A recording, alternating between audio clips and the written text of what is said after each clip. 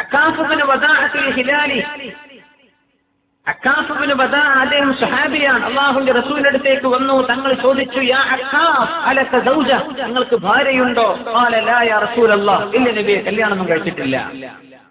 വലാ അമ, അടിമസ്ത്രീയില്ലേ? ഖാല ലാ, ഇല്ല നബിയെ, അതില്ല. ഖാല വഅൻത സഹീഹുൻ മൂസിർ, ആരോഗ്യമുണ്ട്, പൈസയുണ്ട് കയ്യിൽ അല്ലേ? നഅം അൽഹംദുലില്ലാഹ്. അദ്ദേഹത്തിന്റെ മറുപടി അൽഹംദുലില്ലാഹ് നബി, അതൊക്കെ പൈസ ഒക്കെ ഉണ്ട്. ഫഇന്നക ഇദൻ മിൻ ഇഖ്വാനിശ് ശയാത്തീൻ, നീ എന്നാ പിന്നെ പിശാചിന്റെ സഹോദരന്മാരിൽപ്പെട്ട ഒരാളാണല്ലോ. ഞാൻ പേടിച്ചു.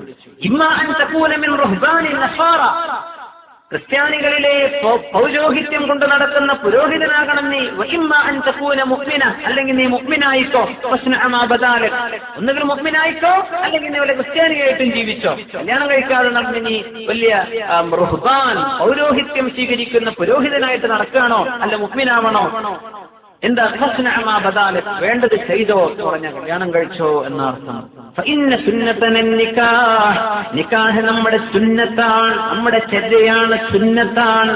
ശിറാറുക്കും അസ്സാബുക്കും, അപ്പൊ തന്നെ പറഞ്ഞു കൊടുത്തു, നിങ്ങളിൽ ഏറ്റവും കൂടുതൽ ശർറ് നാട്ടിലുണ്ടാക്കുന്നത്, നിങ്ങൾ ഏറ്റവും കൂടുതൽ ഫിത്നയുണ്ടാക്കുന്നത്, നാട്ടിൽ വേണ്ടാത്തരം ചെയ്യുന്നത് അസ്സാബുക്കും, കല്യാണം കഴിക്കാത്ത ആളുകളാണ്. ഏറ്റവും മോശമായി മരിക്കുന്നവരും കല്യാണം കഴിക്കാത്തവരാണ്.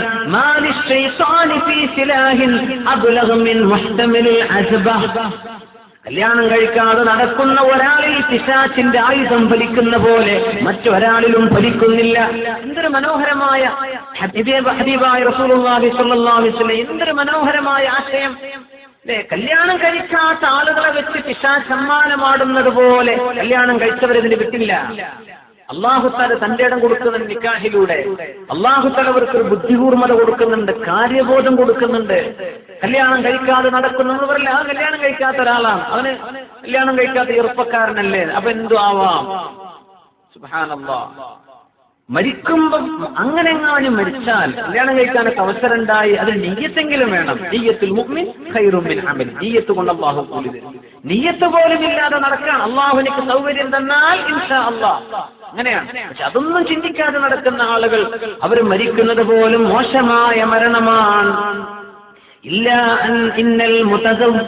أن المتزوجين هم المطهرون المبرؤون من الخنا.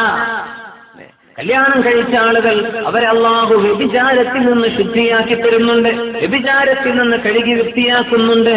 എന്നാൽ കല്യാണം കഴിക്കാത്ത ആളുകളിൽ പിശാചിന്റെ ആയുധം പെട്ടെന്ന് പതിക്കുന്നുണ്ട്. അതുകൊണ്ട് യാ അക്കാഫ് ഇബ്നു വദാഅത്തുൽ ഹിലാലി, നിങ്ങൾ പോയി കല്യാണം കഴിക്കണം എന്ന് റസൂലുള്ളാഹി സ്വല്ലല്ലാഹു അലൈഹി വസല്ലം അദ്ദേഹം ഉടനെ പറഞ്ഞു, നബി എനിക്ക് കല്യാണം കഴിച്ചുതരും. അങ്ങനെ പെട്ടെന്ന് ആ കല്യാണം നടക്കുകയാണ്. അവിടെ ആ ഹദീസിന്റെ ബാക്കി ഭാഗം അങ്ങനെയാണ്.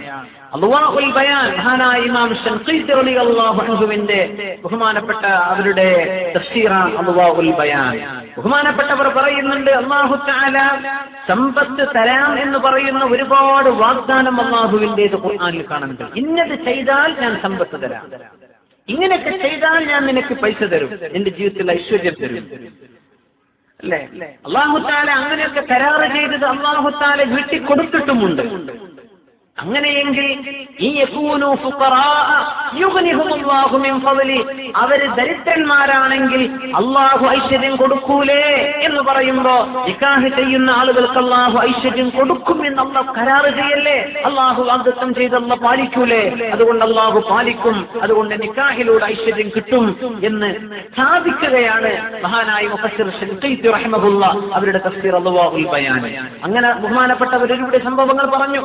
അല്ലാഹു നിഅമത്ത് തരാം എന്ന് പറഞ്ഞ ചില കാരണങ്ങൾ നമ്മൾ വിചാരിക്കും നിഅമത്ത് കിട്ടണമെങ്കിൽ പിന്നെ MBA ഒക്കെ പഠിക്കണം. നമ്മളിപ്പോ ആർട്സ് നടന്നിട്ട് നമ്മള് BA MA നടന്നിട്ട് എന്ത് കിട്ടാനാണ്? അല്ലെങ്കിൽ ലണ്ടനിലൊക്കെ പോയിട്ടൊരു BBA ഒക്കെ എടുത്താൽ എന്നാലൊക്കെ ഇപ്പൊ പൈസ ഉണ്ടാവുള്ളൂ. നമ്മളത് ഇങ്ങനെ എന്തെങ്കിലുമൊക്കെ പാടി നടന്നിട്ട് എന്ത് കിട്ടാനാ? അങ്ങനെയൊന്നുമില്ല.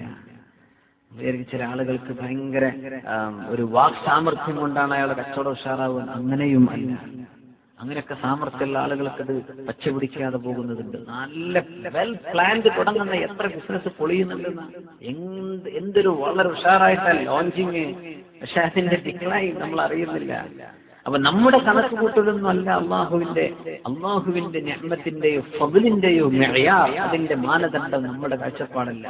അല്ലാഹു തആല പറയുന്നു, വമൻ ഖുദിറ അലൈഹി റിസ്ഖുഹു, ആർക്കെങ്കിലും അല്ലാഹു തആല റിസ്ഖിൽ പ്രയാസം കൊടുത്തിട്ടുണ്ടെങ്കിൽ അല്ലാഹു തആല സയജ്അലുല്ലാഹു ബഅദ ഉസ്രിൻ യുസ്റാ, പ്രയാസങ്ങൾക്ക് ശേഷം അല്ലാഹു തആല ആശ്വാസം നൽകുക തന്നെ ചെയ്യും.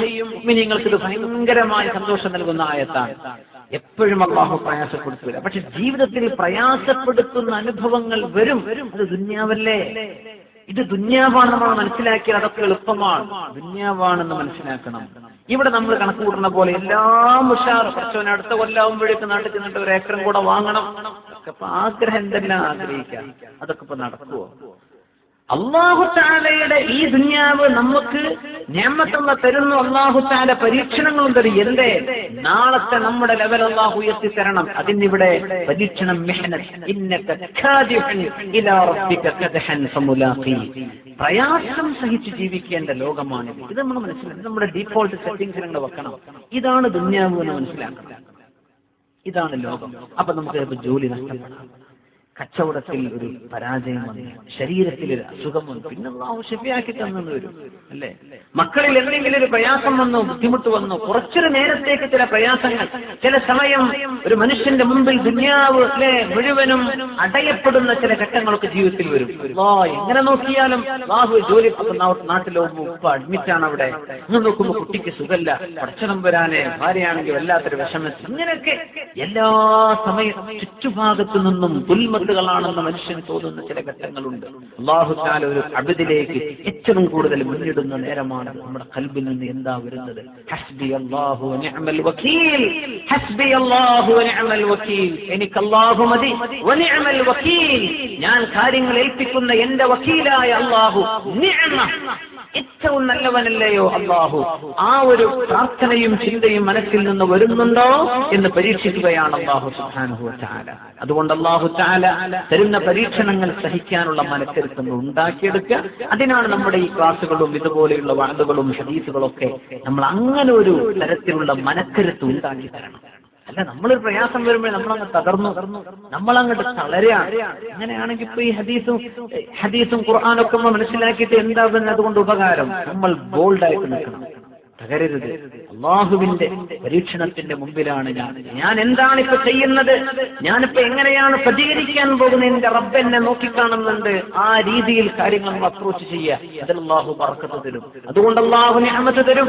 അതുകൊണ്ട് ഒരു മുഅ്മിനായ മനുഷ്യന് മുള്ളുകുത്തിയ വേദന പോലും വെറുതെ ഒരു വേദനയായി അല്ലാഹു നഷ്ടപ്പെടുത്തില്ലെന്ന് പറഞ്ഞു നബിയുനാ റസൂലുള്ളാഹി സ്വല്ലല്ലാഹു അലൈഹി വസല്ലം. അല്ലേ, നമ്മൾ അല്ലാഹുവിന്റെ ഹദ്റത്തിലേക്ക് ഉയർത്തുന്ന കൈ, ഞാൻ അല്ലാഹുവിനോട് ഒരുപാട് ചോദിച്ചിട്ടുണ്ട്, പഠിച്ചാൽ എനിക്കിതുവരെ തന്നിട്ടില്ലല്ലോ എന്നൊക്കെ തോന്നും അല്ലേ? നമ്മൾ എന്തെല്ലാം ചോദിച്ചു, എനിക്ക് തന്നിട്ടില്ലല്ലോ. അല്ലാഹു ഒരു ചോദ്യവും വെറുതെയാക്കില്ല.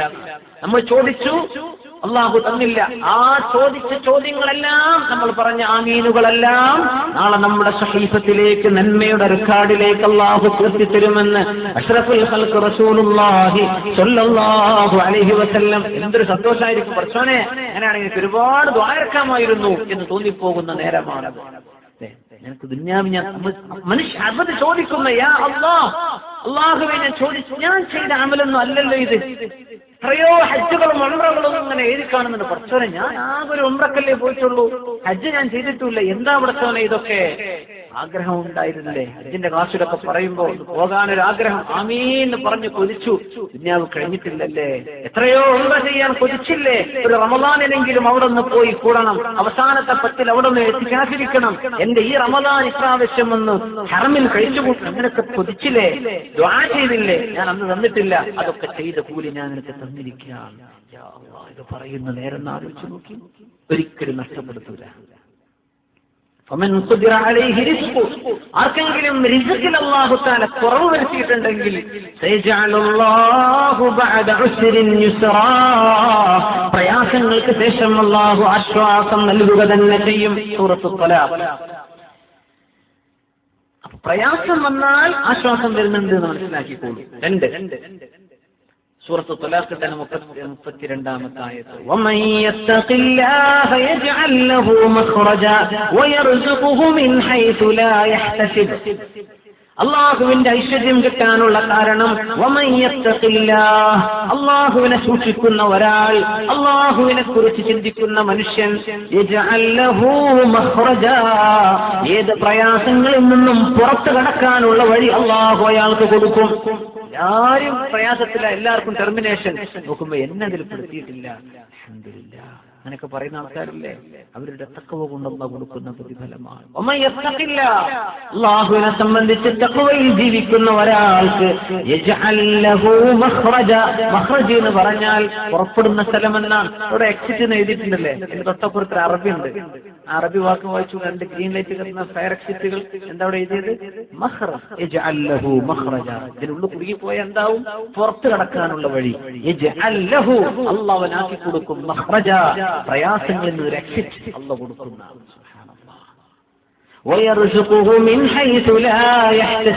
അവൻ വിചാരിക്കാത്ത പോലെ അല്ലാഹു തആല റിസ്ക് കൊടുക്കും. പടച്ചോനെ, ഞാനിപ്പോ എങ്ങനെ എന്റെ കുട്ടിന്റെ കല്യാണം കഴിക്കാൻ? കല്യാണം കഴിഞ്ഞു നോക്കുമ്പോ പൈസ ബാക്കിയാണ്.